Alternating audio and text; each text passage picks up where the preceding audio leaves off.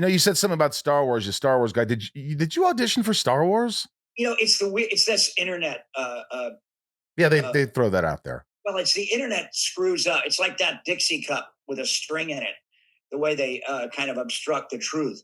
No, I have a great once upon a time in Hollywood story that I tell at conventions. And it got turned into Robert Englund was up for Star Wars. I wanted to go in and audition for the Frederick Forrest role in Apocalypse Now, the chef cooking. Right. I was too young, and Freddie Forrest was under contract to Zoetrope. But I got in for the surfer because I had done Big Wednesday, because I surf. So they brought me in for the surfer. They thought I was a little bit too old. I had kind of, stubbly beard, but I was buff. I was tan. I was surfing. I had long blonde hair, and I was wearing kind of military thrift shop outfit. Apocalypse Now, right? I think I even had a pair of fake dog tags on, my shirt unbuttoned, long blonde curly hair. And Fred Roos or somebody walked me across the hall from the Apocalypse Now audition, which I did not get.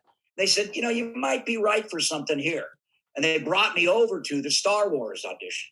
And I don't even think it was called Star Wars then.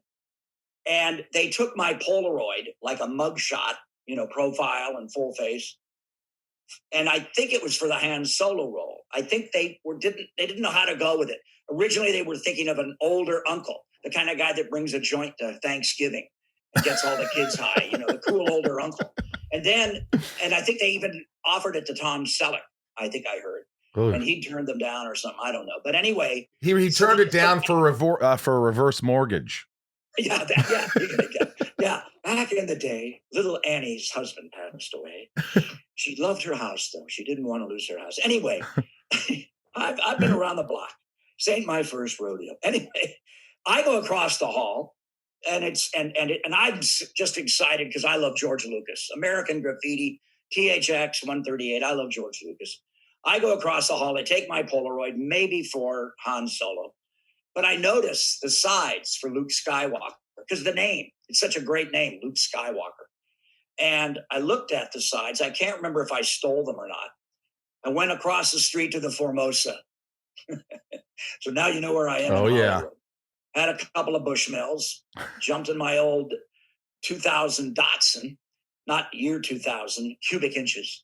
And I went back to my place in Laurel Canyon, and I look outside. There's a pair of old beat up fry boots in front of my front door, which means, it's Mark Hamill, because we would take off our shoes.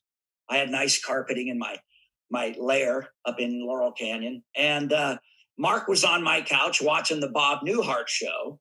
We would watch Bob Newhart and Mary Tyler Moore because we hadn't watched the originals. Then we'd call our agents. And I walked in the door and I said, hey, Mark, George Lucas is doing another movie. And you might be right for this.